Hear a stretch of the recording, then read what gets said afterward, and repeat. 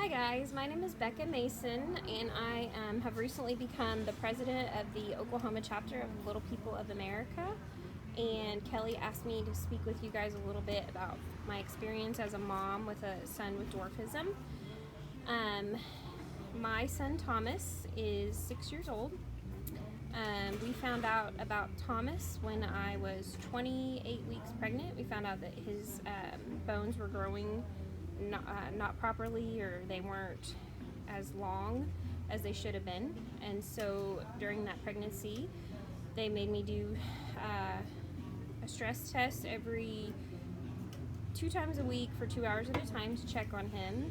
At the end of that pregnancy, I ended up with preeclampsia because I think it was probably because of the stress of just worrying about what was going to happen with him. Anyways, and they also couldn't for sure tell us that it was dwarfism or that he had achondroplasia dwarfism until he was born.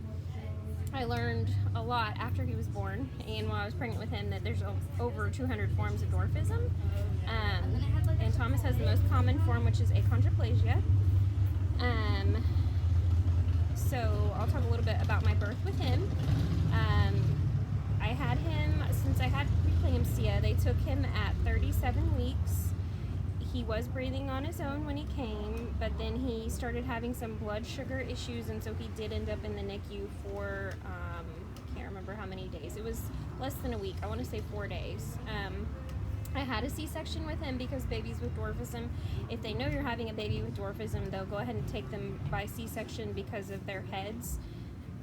They're usually bigger, and also just they have to be really careful when they deliver him. So I had him at 37 weeks. He came out healthy, like I said, and then he ended up in the NICU. Our time in the NICU was great.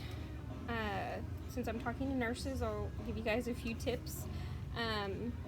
I remember I had just had a C-section, and so I was pumping. I actually pumped with both of my boys. I tried to nurse. That's a whole other story. If you guys want to hear about that, I could tell you. But I have an overactive flow, and so I would choke my kids. I went to a lot of different like lactation specialists. It didn't work. I made a ton of milk though, like a lot of milk. Like I always had a lot of milk in my freezer. I could pump out milk. Like even right after I had him, I had like the liquid gold like really fast, and so I had to walk down to the NICU to give him, they would let me give him his bottle. I would pump it, and they would make sure we got to give him his bottle. I had one nurse who was amazing. She made sure and called me if he woke up early so that I could get down there and give him his milk. But then I had another one that I would say that was my really positive experience. She was great. And then I had another one though that kept looking at the time, and she actually gave my baby a bottle before I got in there. And my husband was very angry. You have to remember, we were super emotional. We just, we'd already had a very complicated pregnancy with a baby that had some different needs. And she said, well, it was time and you weren't here. So I basically lost it on her. I mean, I bawled my eyes out, and I was super, super emotional and sad. So don't do that. If you can, check with the mom. If they have actually written it all over the board, please let us know if he wakes up early. We'd like to feed him ourselves. We want to be there. And the thing about it is, she didn't give him my breast milk. She gave him formula, which is, I'm not saying there's anything wrong with formula. Feed the baby. Feeding your baby is best. But when I had the milk for him and she didn't let us give it to him, that really, really was not a good thing. So don't do that. So anyways, they were great in the NICU though. We had some that were more positive than others. I felt like some would tell us great things, stories that they'd had before about kids with dwarfism. And then I had some that I felt like almost looked at me like sad, or felt like they needed to look at me like, oh, I'm so sorry. And so if you're in that situation, I know you can't always, control how exactly your face looks, but try to make it positive always, especially for a mom with any kid with special needs. Just smile at them, make them feel good. Definitely don't feed their baby early or on time if they're walking down there after a C-section. I'll tell you, I was in a lot of pain. I had a lot of meds in me, and I was still getting down there to feed him, so I was pretty upset. Anyway, so that would be my experience with him in the NICU. We weren't there very long. like I said, and so the C-section and all that went really well. And then Kelly also wanted me to touch on my other son. I'll say with my other son, I had a very normal textbook pregnancy with him. I worked all the way up to 40 weeks, and then I went into the hospital that night after when they were going to induce me, because he didn't want to come out. He was actually like 40 and a half weeks, and it was time to have him come out. And I had a nurse, one of the best experiences that I've had with a nurse. And I'm not saying you guys should work over your hours, because I understand I have lots of friends that are nurses, and I'm not saying stay there all night. You need to go home to your families sometimes, but she knew I was almost there. I'd been actively pushing, and her shift was over, and she almost makes me want to cry. She stayed with me for like 15 more minutes and finished pushing with me so that she could see my baby come out. And so I still remember her, and I went back and made sure, and we gave her some things and told her thank you for that, because she could have left. She could have easily switched out, and she didn't. She wanted to see me through. So I'm not saying stay there for hours and hours if it's taking that long, but if you can and you got a minute to do it, she did that for us. So anyway, so that would be my good experience with my other son. Okay, what else? So through our pregnancy, and after, Kelly wanted me to touch a little bit about our faith and how that has helped us through a lot of things. Well, first of all, when I found out about Thomas, I was confused. I didn't know anything about dwarfism. Thomas is, depending on statistics, he's between 1 in 25,000 or 1 in 40,000, so he's a pretty special kid. Now we like to say we won the lottery, but at the time, there's a time of grieving, and it's almost like I feel guilty now. I've talked to my friends about it before, especially some of the moms with kids with dwarfism. I feel kind of like I shouldn't have felt that way, but you do. You grieve. There's this poem that they give moms with kids with special needs, and it's about how you're traveling to Paris, and you're really excited about it. I think it's Paris or somewhere really beautiful like that, and you're really excited about it, but then you find out that you're in Holland instead. Well, Holland is beautiful too, but in a different way, and so you have to think about all the beautiful things that are in Holland and how they're different, but they're not where you were planning to go.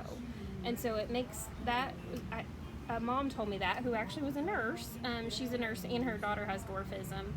And she sent me that, and it really touched me because it's so true. But when you meet a mom with any kid with special needs, they are going through a grieving process. So I would just say try to be extra patient with them. If they're emotional, if they're mean even, they're probably going through a lot of different thoughts in their minds, and they're grieving for what they thought was going to be their life. And now that I look back, Thomas has not done anything but made our lives so much better. I think about the things that I used to be worried about before I had Thomas, and I'm like, why did I ever worry about that? Like, he really puts things in perspective about what's important in life, and like just watching him maneuver the world and figure out how to do things, it's amazing. So I wouldn't take it back for 1 second, but at that time I was grieving. So if you meet a new mom like that, I just say be aware that just to think about the fact that they're going through a lot and they're processing things that they weren't. A lot of moms too. I was one out of the 3 of my Thomas has 2 buddies that were born at the same year as him, and they both didn't know till after they had their baby, which is even more of a process to go through when you're in the hospital. So just FYI, they might have just found out. But back to faith. So when we found out, I mean, that was the only thing I could grasp onto. Was I remember just crying and praying in the like anytime we were in church or even at home.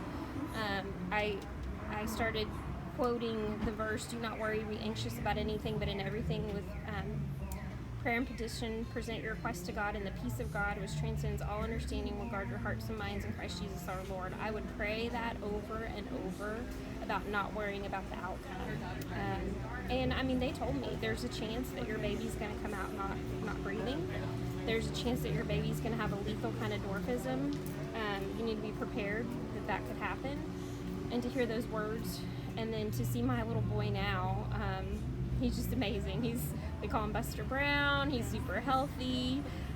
We go to a specialist all the way in Wisconsin, and they always tell us how, he's just like, I hate to say it, but he's like the textbook perfect kid for dwarfism, health-wise. And so I know that that's just how God has just like totally provided that for us, and just the peace we have now about how healthy he is. And my husband, he's way better. His perspective was better from the beginning.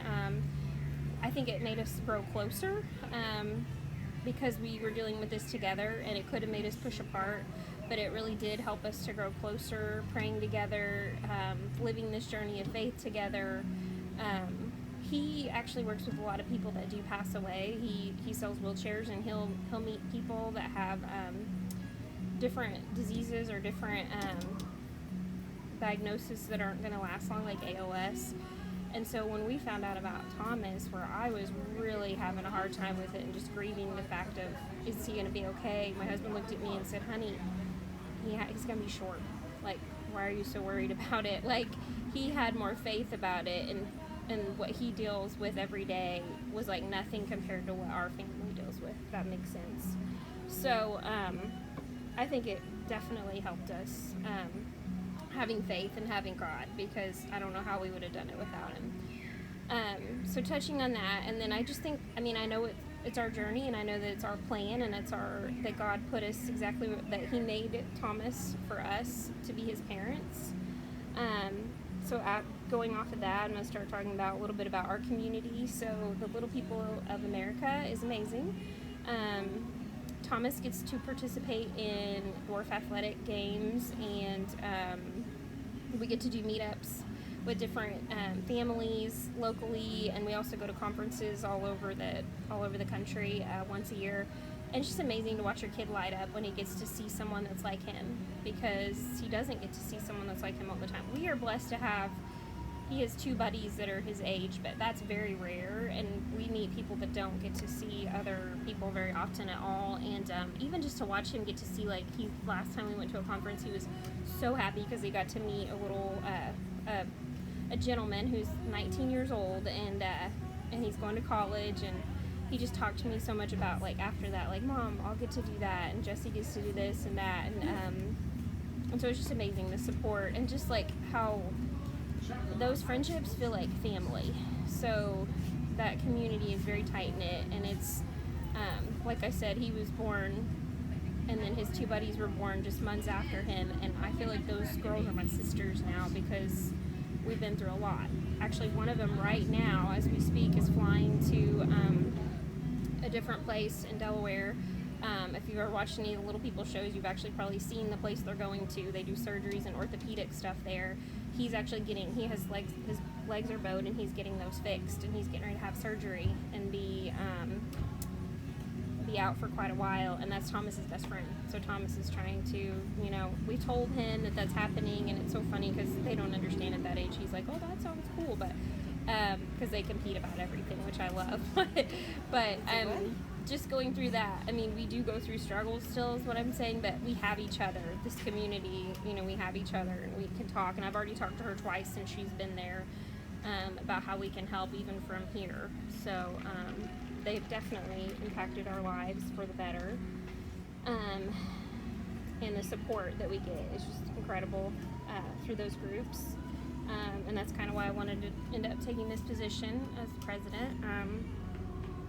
So talking about that, moving on from that,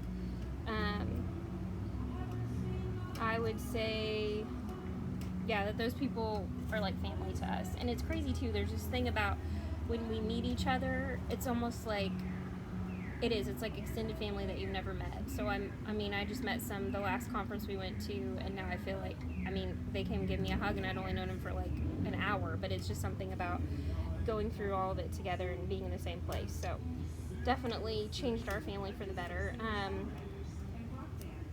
Going along with that, I would say I want to talk to you guys a little bit about if you do meet a little person or a family with a child with dwarfism. The good terms, or the correct terms, are person with dwarfism. Little people is fine to say. Some people do like to be called a dwarf. I was surprised, but that is a term that some of them do call themselves that.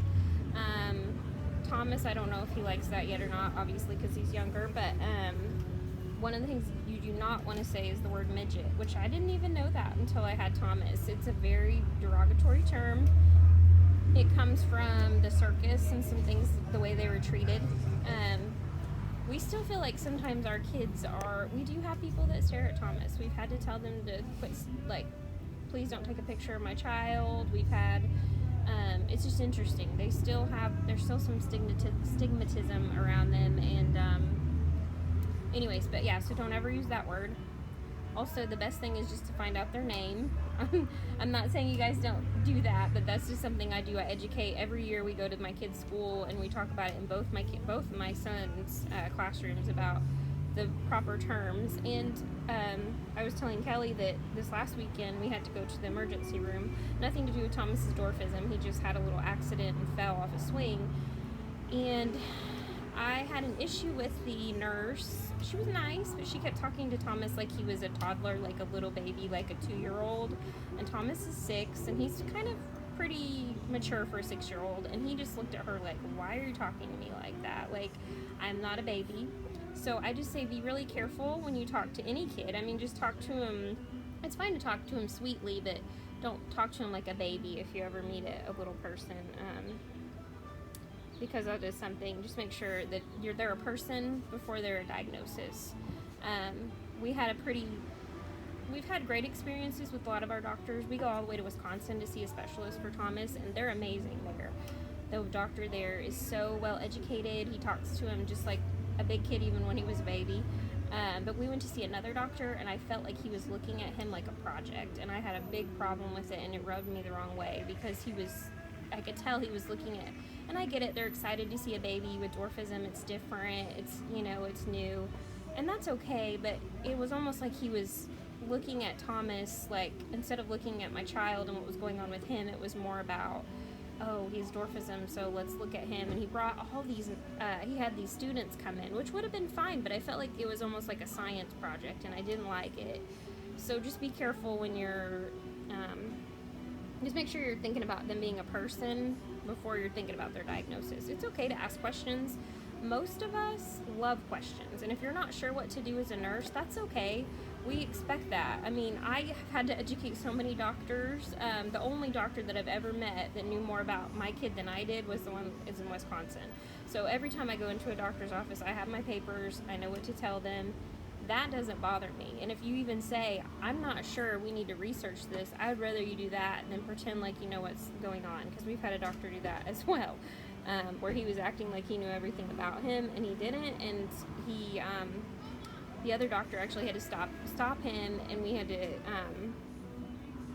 because he was going to do something in surgery for Thomas has ear issues, and anyway, so all that to say, just if you don't know, it's okay to say that. I'd rather you do that than pretend like you know what you're talking about. So, and I know that for a fact that that's something that a lot of the moms would say, and that's probably with any kid with special needs. So,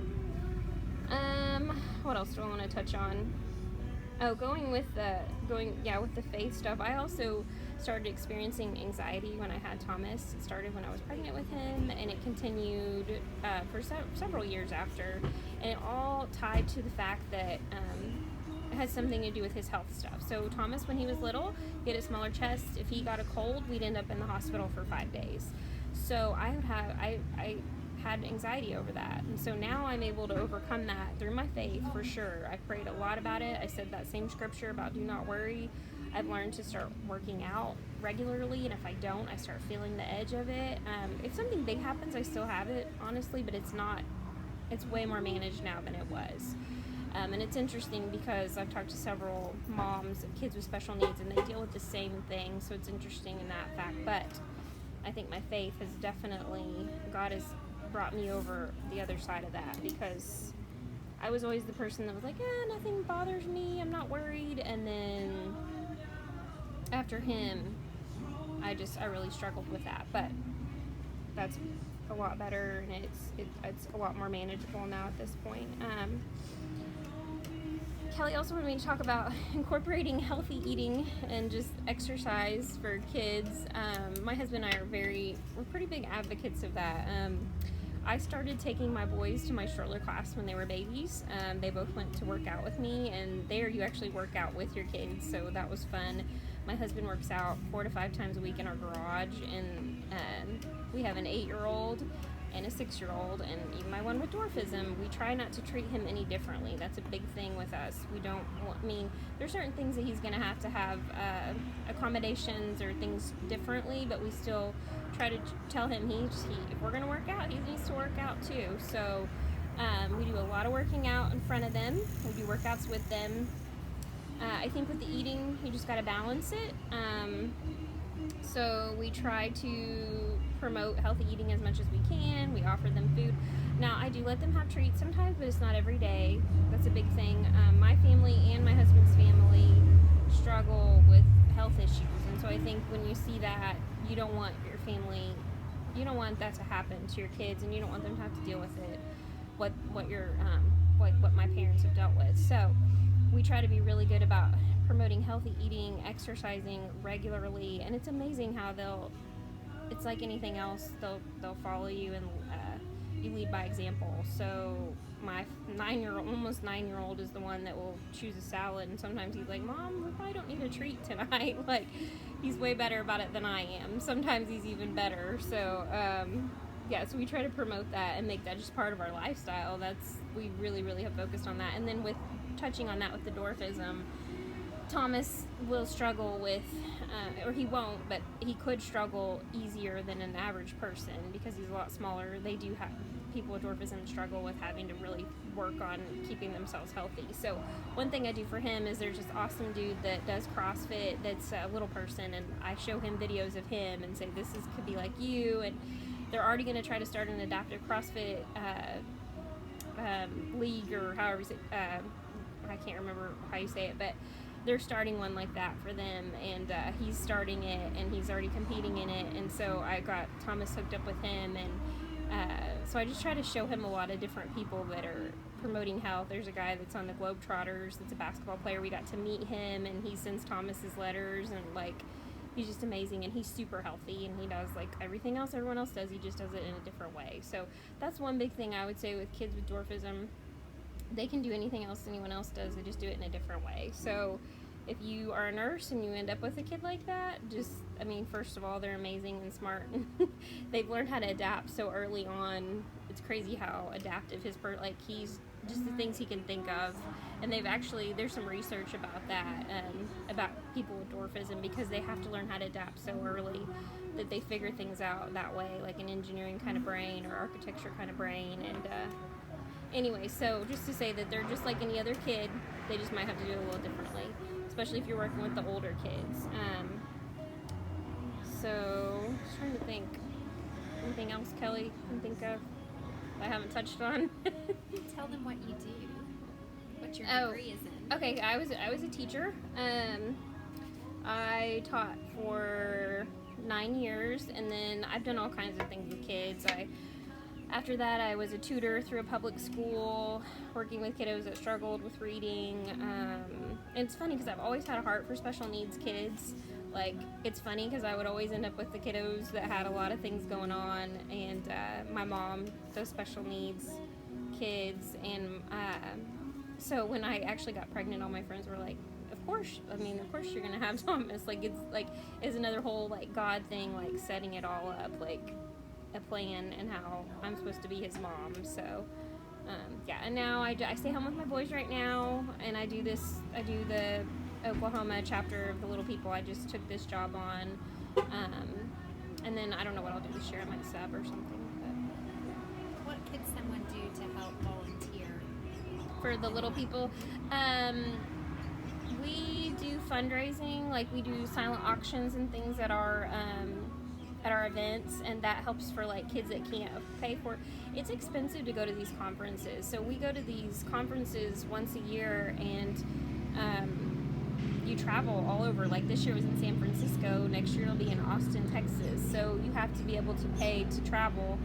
So we have scholarships for families that can't pay their way. So the way we do that is we have silent auctions, or you can even just donate money to the Little People of America, and all that goes to the kids that that need help making it to the conferences. And then they also have these cool camps for them. It's called the Painted Turtle. I think it's for different special needs groups.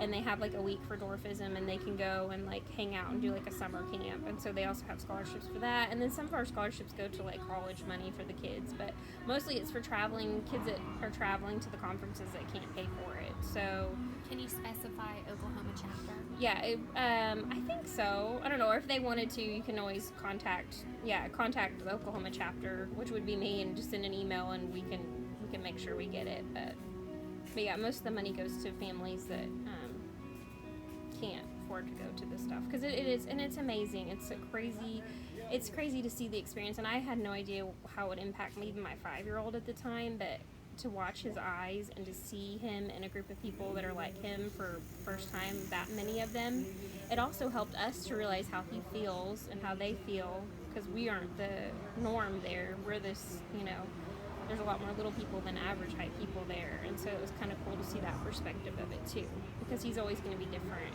wherever we go. So, which isn't a bad thing, it's just what it is. So, yeah. Anything else? Think of? Well, thanks. Anyone has any more questions, definitely let Kelly know, and I can answer more. I'm an open book, and I'll tell you maybe not most, but a lot. In Oklahoma, we're very friendly. We usually want people to ask questions, and if you have something to say or have a question, we like to educate people about it. So I love to talk about it. So thanks for having me. Anything else? No? Great. Okay.